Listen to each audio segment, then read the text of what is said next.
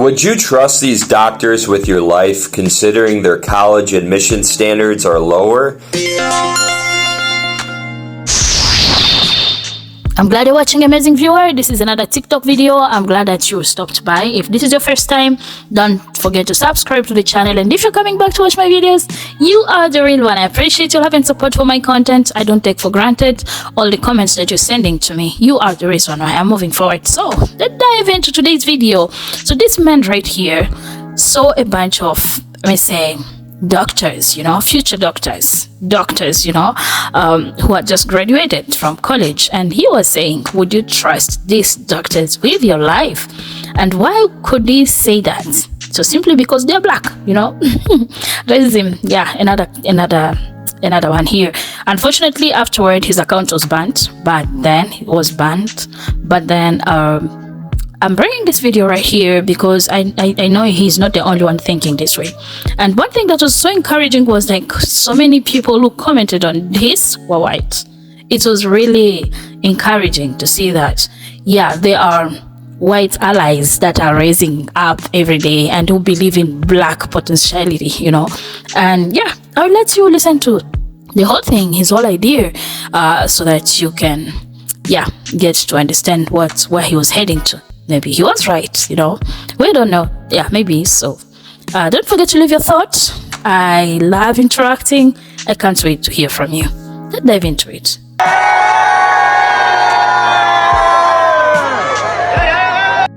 Would you trust these doctors with your life, considering their college admission standards are lower, and they might even have special classes to pad their grade to make sure they pass, only available to minorities? Sir, lower admission standards for who? Compared to what? Did you do any kind of research before you posted this stupid shit? I'm gonna go with no, based purely on the fact that you are not educated enough to know that you too, as a fellow pale person, can attend an HBCU. As a matter of fact, I had a friend in high school who got a full ride scholarship to an HBCU. If you lack the ability to achieve excellence like these people, just say that. You don't have to project your mediocrity onto other people. And with that, I gotta cut this guy off right here. I got tears of anger in my eyes trying to make this. I 100% would. As doctors, we take the same standardized tests, we have the same licensing requirements, we have the same pass score requirements. Enough said. That was a disgusting reaction video. I believe that because they were scrutinized more unfairly, they probably do a better job. I believe that they would be more sympathetic to the worries that I have about being mistreated by a doctor on account of the fact that black people experience mistreatment by doctors all the fucking time. I believe the white guy just doesn't know how affirmative action works and is just racist. And that actually the people who got admitted to the universities, regardless of how it happened, still had to pass with good grades. It's not like I'm walking in that bitch and getting a degree. And my only mistreatment ever by a doctor was a white doctor. Those doctors are celebrating their achievements in the white coats that they earned while you sit at home in a fucking sweatshirt. If you have an issue with black doctors saving your life, I suggest you stay home and die.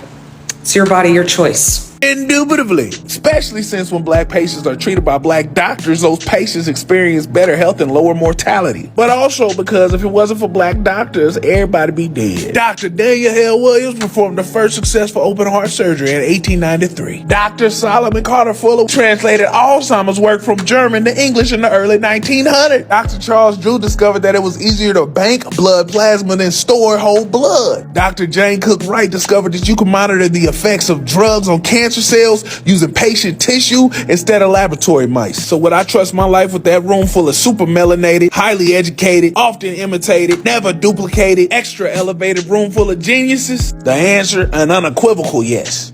Now, it's cool when I do it, but there's a problem when black people do it. I'm a racist. Sure, they pass, only available to minorities. Now, that's not to say that none of these doctors are qualified. I'm sure some of them are. But are you confident that every doctor in that room got there by merit? How many years have gone by where plenty of white people who had no business being in Harvard, Yale, Brown, Tufts, whatever, Penn, got there because mommy or daddy had a pen and wrote down in their checkbook that they were going to pay for this or that? Yeah. That they have the work ethic, the intelligence, and the impulse control to do their job properly? Yeah.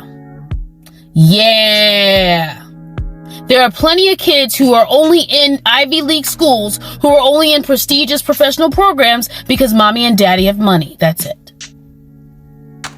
I know it's almost impossible that a whole bunch of black people were actually qualified.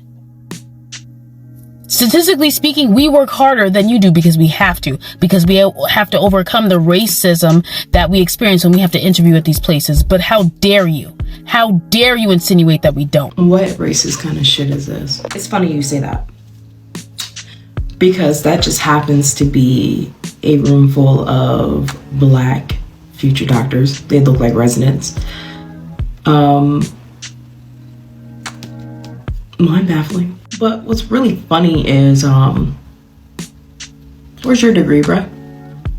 You sit there with your dollar store eyeglasses on and you hate on a bunch of bright future doctors. And yes, I would trust a black doctor with my life. One of the most amazing doctors I've met is black. I believe she's from Nigeria, and she is amazing. And I trust my child's life with her. She's a pediatrician, and she is great. I have nothing but amazing things to say about her. One of the best neurosurgeons that I know is a black woman. She is great. She's bright. She is so smart. And yeah, for you to sit there and overlook all of the requirements it takes to get into med school, maybe you should do your research. And if you understood the amount of time, money, mental stability, and physical stability it takes to even get through med school, you would shut the fuck up. Straight up. And only someone that is uneducated would say this kind of crap. You are arrogant, you are disgusting, and you need to take your racist piece of shit ass and go somewhere. Because that video is absolutely beautiful. I love seeing that.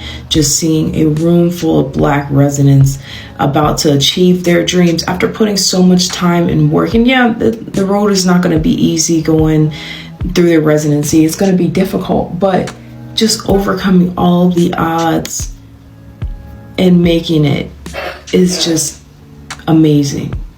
And for you to sit there and hate on it, we don't do that over here, bro. Would you trust these doctors with my life? I don't think I have had an easier, more emphatic yes in my entire life. Because despite your little belief that it's just affirmative action that got them there, I'm not sure if you're aware of how this works, but they had to complete high school. They then had to apply and get into college in order to complete that undergraduate degree, and then had to go on to take something called the MCAT. The MCAT is a standardized computer-based program which does not recognize affirmative action and is arguably the most difficult higher education entry exam that you could ever take. And they had to pass that. They then had to apply to a medical school where they then had to get in and pass medical school and complete phases 1 and 2 of the medical licensing board program before they had to be matched with a residency.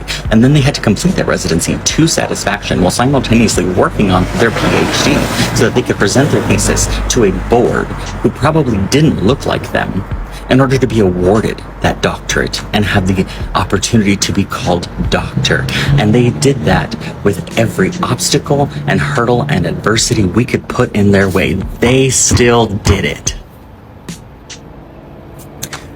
Rather than taking the moment to share in that joy and revel in their victory, you saw a wave of faces that didn't look like yours, and you were scared, and you decided, why don't I farm fear instead? Something that group of individuals has that white people will never know is community.